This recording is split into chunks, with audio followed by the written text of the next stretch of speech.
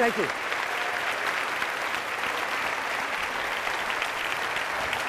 Thank you. Appreciate it. Thank you. Thank you. That's very kind. My daughter Krista, who is the mother of my grandchild, the most beautiful baby in the world, Addie, is a Western graduate. She started at another school not far from here, where there were 300 or 400 or 500 people in her classes. And she felt lost, and she said, I'm going to take a look at Western. I introduced her to Dr. Gary Dukes, who I'd known since he was a young undergraduate, and he took her on a 1-hour tour, and afterwards they took her to the admissions office and she signed up. She said, who is that dude? I said, well, actually his name's not Dude, his name is Dr. Dukes. She said, and what does he do? I said, he's the vice president of student life at Western. She goes, and a vice president has time to walk a student around campus? I said, at Western Oregon University they do. I've been to 3,000 campuses. You've probably seen your president more than most students will ever see their president in their 4 years. So when they say approach them, when they say they'll be on campus, they will be. You are setting the banquet table right now at Western for the feast you're going to eat the rest of your life.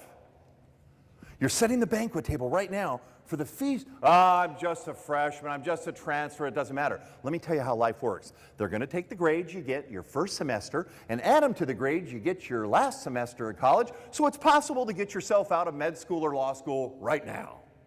On the other hand, it's possible to set the banquet table for what you want to do next. This matters. And this period between now and Thanksgiving, I call the red zone. When you're away from home for the first time, when everybody's coming up with all kinds of weird stuff for you to do, this is when you need to put your nose to the grindstone. Your homes are going to be there. I know you're here going, oh God, I wish I was home. Doing what?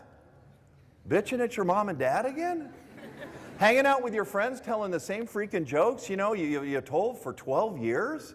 The problem with you is what we have done to you, older people. First grade, second grade, third grade, fourth grade, seventh grade, eighth grade, 11th grade, 12th grade. You get done, we go, so what do you want to do? You go, I don't know.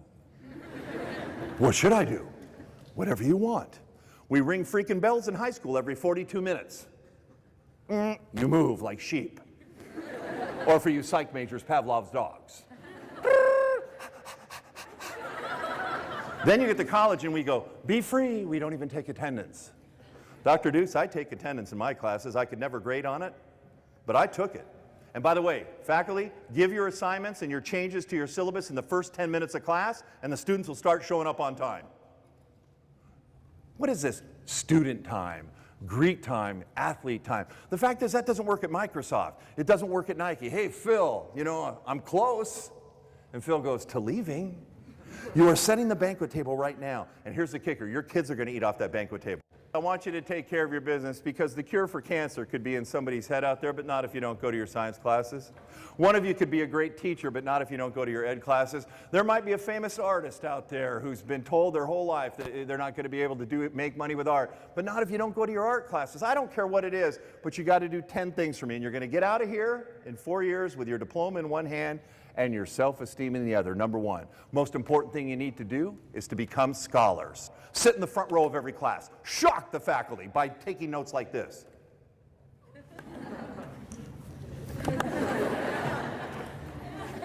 Go to class, take your notes. Take your notes home at the end of the day, recopy them in outline form. Why? At the end of the term when you're tired, you'll have 20 pages of outline notes instead of 40 pages you cannot read. Do not live down to other people's expectations.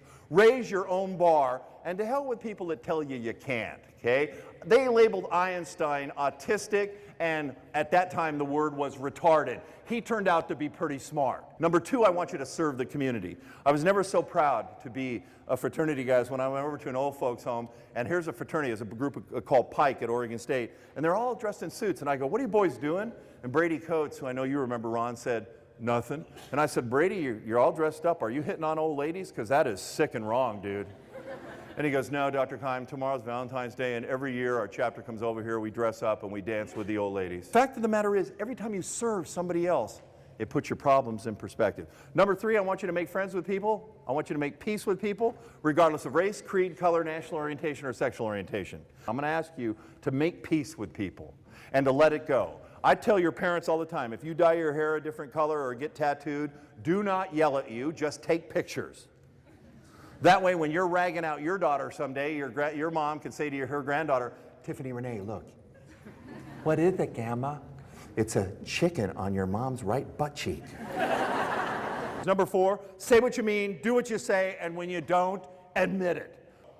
Now I'm going to ask you to tell the truth. Dr. Dukes, yes, I didn't get my homework done. Well, why not? Well, to be honest with you, I met a woman, I went to the football game, they rebounded from that tough overtime loss, came back, crushed their opponent.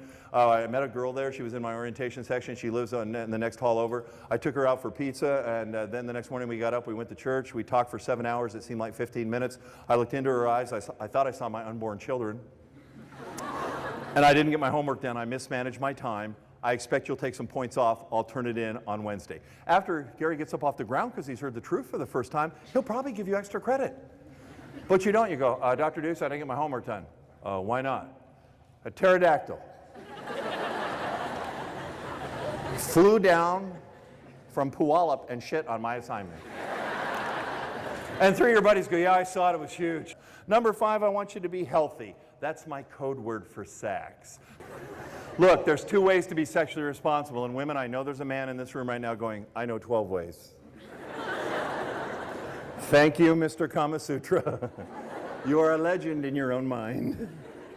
Please repeat after me. Here's the first way. It's okay not to have sex. It's okay not to have sex, but if you choose to be sexual, use a condom, use a condom, use a condom, or the same-sex equivalent. Some of you that are heterosexual are going, is there a same-sex equivalent? Why the hell would you need to know? Unless you cross over, and then they'll tell you. Number 6, I want you to be spiritual people in the widest possible sense. Find something in life to believe in larger than yourself, otherwise you'll turn out to be a narcissist or an ass. And if we're going to live in this great country of ours, we're going to have to start becoming more appropriate towards people different than ourselves. If you church people step over a homeless person to tell somebody they're in the wrong religion, you've missed the point of the gospel. The homeless guy doesn't give a damn who he gets a sandwich from. Oh, I got an atheist sandwich. I'd rather have a Presbyterian sandwich. Frankly, he'd rather probably have a Jewish sandwich because they have better deli, but that's just the truth, okay? Number 7, I want you to be free from dependence on alcohol and other drugs. And I'm thinking about dropping this point out of my speech because, God, we beat you over the head with alcohol and drug stuff in high school. So if this doesn't concern you, then I won't take it with me tomorrow to go to Eastern Oregon and then on to my other 20 schools this fall. I'll leave it out. But I just need to ask you one question. And by the way, if you're unable to stand up, I want you to raise your hand. If you're able to stand up, stand up. So either a hand. Please stand for me if you've already lost a friend in an alcohol or drug-related accident. Would you stand, please? Would you look around so you know you're not alone, please? Look up. Look down. Please be seated. I also do funerals. The last one I did was at Oregon State, and Brother Thiessen was there, your president of your alumni association. It was a fraternity guy, and he had a problem with vodka, and they were going to watch him, but they missed a real critical 5 minutes at Lake Shasta when he slipped on the deck of a boat, hit his head, and drowned. So I got 1,200 students in LaSalle Stewart Center, and I go, does anybody have anything to say before we have a benediction for Brother Seth? And this tough guy, like some of you tough guys, stood up and go, how could this happen? How it happens is easy. Why it happens, I don't understand. How it happens is we talk about being friends and brothers and sisters and teammates and caring, and then we sit there and we watch somebody self-destruct in front of us. Frankly, if Dr. Dukes told me I had to pick a drug for campus, alcohol or marijuana, I'd probably pick marijuana. I'll tell you why. The alcohol guy's driving 100 miles an hour. He's killing 22,000 people on the highways. If the stoner drives and you pull her over, woo! Do you know how fast you were going, young lady? I'm sorry, officer, I'll slow down. Slow down, you were going 5 miles an hour.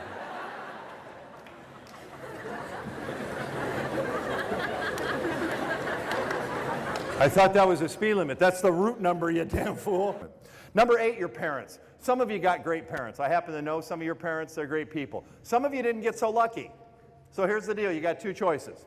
You either call your parents tonight and thank them, or you begin the process of getting on with your life. Do you know why I hand these out? This costs me money to give you these, so don't take them if you're going to throw them outside on the pavement after you pick up your pens. If you want my contact information and notes for this speech, you take it. I brought enough for you. But you know why I do this? Because I handed them out at St. Mary's University. The next night I was at Whitman. I get a call. Dr. Keim? Yes. This is? I said, oh, great. I'm a student at St. Mary's. I said, cool. He goes, can I ask you a question? I said, sure. He goes, give me a reason not to shoot myself with the gun I'm holding in my right hand. I said, do you have any siblings? He goes, I got a 9-year-old sister. I said, well, I'll tell you what, I live in Oregon. We're a right-to-die state, so I'm not going to talk you out of it, but I want you to do me a favor. You got my contact information. I want you to text me a paragraph. I'll go to your memorial service, and I'll read it to your sister, because here's how suicide works. The rest of us that are behind, we think it's our fault. Your sister's going to think if she was a better sister, you wouldn't have killed yourself. He goes, God damn you. I can't do that to her. I go, good thinking. He goes, what do we do now? I said, well, I'll call you Monday with some resources. It was Saturday night.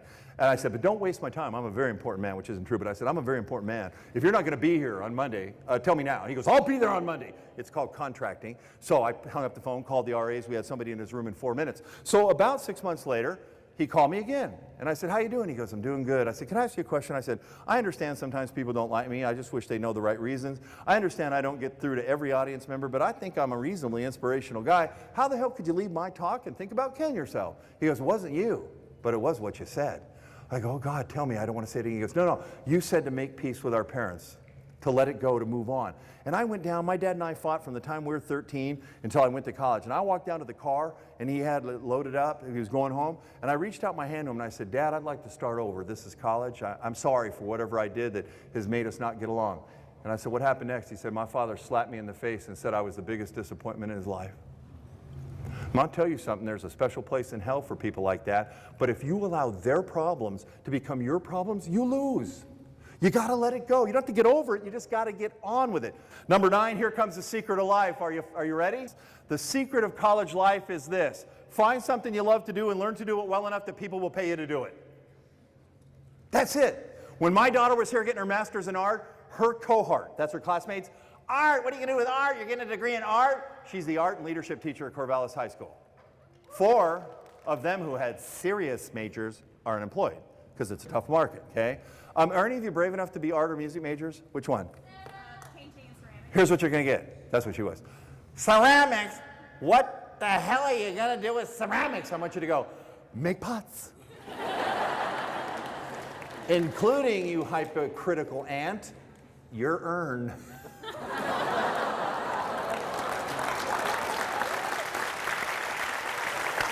Boom! Booyah! I had a 6'2", 275-pound black baritone at Oregon State, huge man. I heard him singing in an in-room. I was the hall director. I went down and I said, was that you? He goes, did I bother you? I said, no, who are you? I'm Roosevelt Andre Credit. I go, Roosevelt. I said, would you come sing at my church? He goes, are there a lot of black people at your church? I said, are you high? This is Oregon. He came to my church and sang Amazing Grace a cappella, which for you non-church people is one of the church's top 10 hits. He sang with so much power and passion that a white woman yelled amen. I mean, you hardly ever see that. And so I said to him, what are you going to be? And he goes, a music teacher. I said, you're going to be a music teacher when you're done. And he goes, what am I going to do now? I said, you're going to declare vocal performance. Why? I said, you have a gift. This went on for 6 months. Finally, I just browbeat him because I don't give up. I said, you have a gift. And I'm telling each one of you to the same thing. You all have a gift. Why are you letting people put a basket over your gift? Why are you telling yourself you can't do things? He said, if I declare vocal performance, will you get out of my face? I said, yes, he did. Then he left Oregon State, not the Juilliard, not the Curtis Institute, not the Eastman School of Music. He left Oregon State University's music department and went to Northwestern, where he got a master's degree in vocal performance and conducting. Then he left Northwestern and went to a place called, maybe you've heard of it, Broadway, where he sang in Showboat for 7 years. He's currently in the cast of Porgy and Bess. And imagine how thrilled he was 2 weeks ago when the leader of the free world and his wife showed up, President Obama and his wife, and asked to meet the cast. The cast came out. She greeted all the superstars, and then Michelle singled him out and said, and he went over, yes, ma'am, and she said, you have a gift. You have a gift. And he called me up, he goes, Michelle Obama said I have a gift. I said, what a freaking genius she is. And lastly, number 10, and here's what I really came to tell you. The youngest one of you in here is other than that beautiful little girl, has already spent 6,500 of your 25,000 days getting to Western. 1/4 of your entire life is over. How's it going? I wish you could see her face. We got one good and the rest of the people going, holy shit. Listen, you guys have got 18,500 days left to make a masterpiece. And the beauty for you is Western has gathered great faculty, great student affairs, intercollegiate athletics, intramurals, counseling. Everything you need to make a masterpiece, student activities, leadership opportunities is here. If you don't get it done, it's because you didn't show up. You've got 18,500 days left to make a masterpiece. Why would you waste one of them? all of these faculty and staff, we're all going to grow old in a world you guys are in charge of. And I'm so comfortable with that. You know what I know about you? You're the most bilingual group that's ever come to campus. You get along and around with people different than yourselves and are more tolerant than any generation that's ever come to campus. You guys have given more hours to community service projects than any generation that's ever come to school, and your computer skills scare the shit out of people my age. You are bright young men and women with a bright future. The only thing you don't have much of is time, and that's really why I came today, to ask you to do me a couple of favors. If you need something, I'm 30 minutes away. Give me a call. If I can help you, I will. If I can't, I'll give you the name of somebody that can. Believe in yourself and use your time wisely. God bless you. Thank you. Appreciate it. I just have a quick announcement, and then the ladies will leave. Beautiful. Thank you. Appreciate it. Thanks. Thank you.